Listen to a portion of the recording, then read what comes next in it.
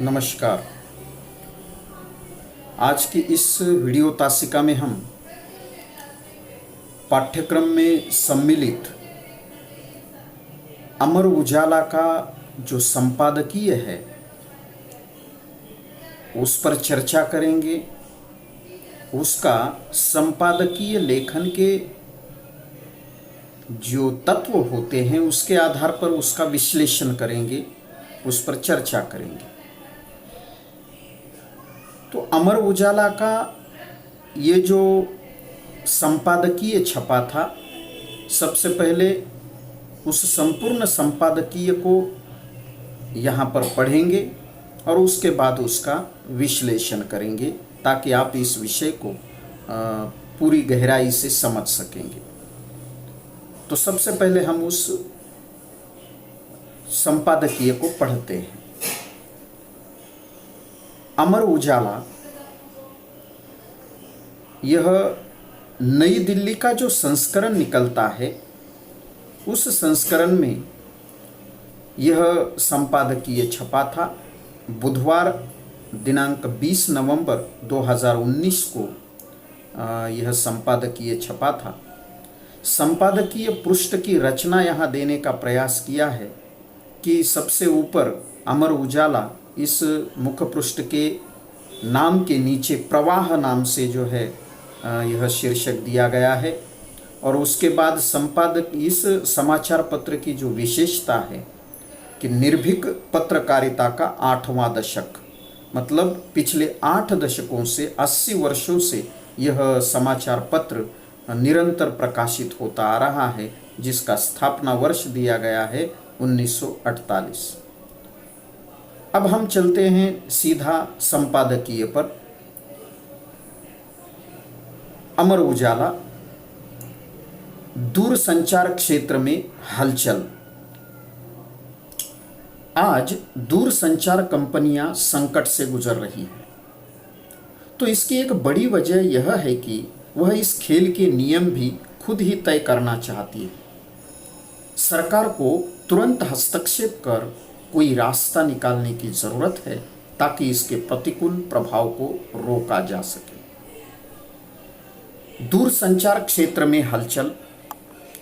2 दिन पहले ही दूसरी तिमाही में तकरीबन 74,000 करोड़ रुपए का घाटा दिखाने वाली निजी क्षेत्र की दिग्गज दूरसंचार कंपनियों वोडाफोन, आइडिया 50,921 करोड़ रुपए और भारती एयरटेल 23,045 करोड़ रुपए ने 1 दिसंबर से अपने शुल्क में बढ़ोतरी का ऐलान किया है, जिसका तात्कालिक असर उनके शेयरों में बढ़ोतरी के रूप में नजर आया है। मगर इस घटनाक्रम ने घनघोर संकट से गुजर रहे दूरसंचार क्षेत्र की पूरी कहानी उजागर कर दी है, जिसका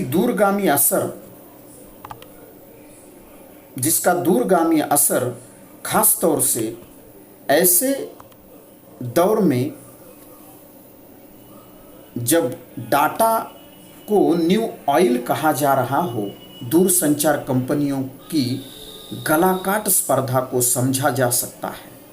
यदि आज ही कंपनियां संकट से गुजर रही है तो इसकी एक बड़ी वजह यह है कि वह इस खेल के नियम भी खुद ही तय करना चाहती है।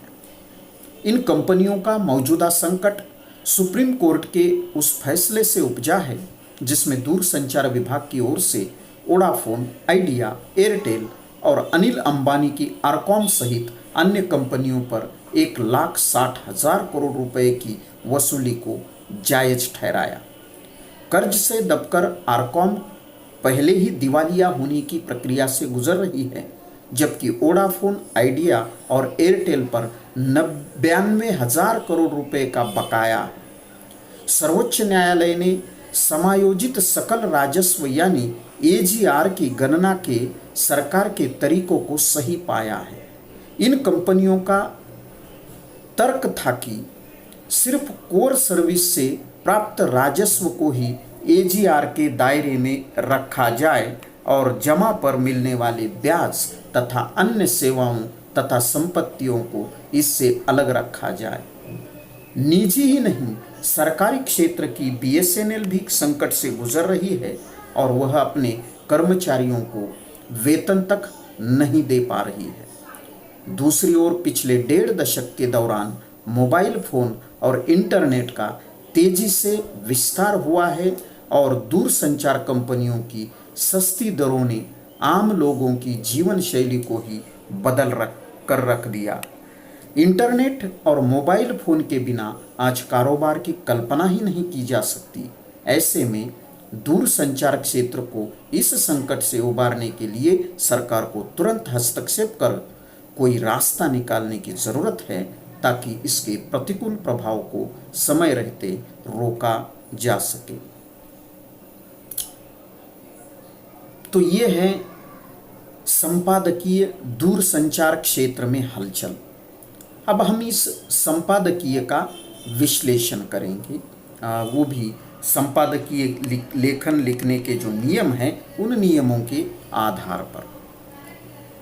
तो सबसे पहले जो है मुद्दा आता है कि इस संपादकीय का संदर्भ क्या है। संदर्भ में हमें वह संपादकीय किस अखबार में प्रकाशित हुआ, किस तारीख को प्रकाशित हुआ है, यह संदर्भ देना अपेक्षित है, अध्ययन का पहला चरण है। तो ये जो संपादकीय हैं, दैनिक अमर उजाला नाम का जो संपादकीय समाचार पत्र हैं, उसमें यह संपादकीय प्रकाशित हुआ है। यह दैनिक अमर उजाला के नई दिल्ली के संस्करण में बुधवार को दिनांक 20 नवंबर 2019 के अंक में यह संपादकीय प्रकाशित हुआ था। आमतौर पर नियम यह बताता है, या हमने पिछले कुछ वीडियो में जो अध्ययन किया है, कि समाचार पत्र का जो संपादकीय होता है वह संपादकीय पृष्ठ पर बाएं हिस्से में प्रकाशित होता है। परंतु यहाँ पर इस संपादकीय को देखने के बाद यह पता चलता है कि संपादकीय इस पृष्ठ के ऊपरी हिस्से में बीचों बीच 3 स्तंभों में प्रकाशित हुआ है। ये इस संपादकीय का संदर्भ हम कह सकते हैं। संपादकीय का शीर्षक क्या है और कैसा है? तो संपादकीय का शीर्षक है दूरसंचार क्षेत्र में हलचल। यह इस संपादकीय का शीर्षक है। शीर्षक अत्यंत रोचक है, इसमें रोचकता दिखाई देती है और यही रोचकता पाठकों को उसकी ओर आकर्षित करती है कि दूरसंचार क्षेत्र में पता नहीं क्या हलचल हो गई। और ये हलचल शब्द जो है हमें उस शीर्षक की ओर या उस संपादकीय की ओर आकर्षित करने वाला है। ये भी इस संपादकीय की एक विशेषता है। अब ये संपादकीय 20 नवंबर को ही क्यों लिखा गया? इसकी समसामयिकता क्या है, मतलब इसकी प्रासंगिक, ये 20 तारीख को लिखने का क्या कारण है? मतलब ये उस समय कौन सा था, क्या ऐसी घटना घटित हुई, कौन सा ऐसा समाचार प्रकाशित हुआ जिस पर यह संपादकीय लिखा है? तो यहाँ पर जो है उस संपादकीय में ही इस बात का जो है अच्छी तरह से विश्लेषण हुआ है कि सुप्रीम कोर्ट ने निजी दूरसंचार कंपनियां और उनके विरुद्ध सरकार, इस मामले में कोर्ट ने सरकार के पक्ष में 19 नवंबर 2019 को फैसला सुनाया और सर्वोच्च न्यायालय ने समायोजित सकल राजस्व यानी AGR की गणना के सरकार के तरीके को सही पाया है। इन कंपनियों का तर्क था कि सिर्फ कोर सर्विस से प्राप्त राजस्व को ही AGR के दायरे में रखा जाए और जमा पर मिलने वाले ब्याज तथा अन्य सेवाओं तथा संपत्तियों को इससे अलग रखा जाए।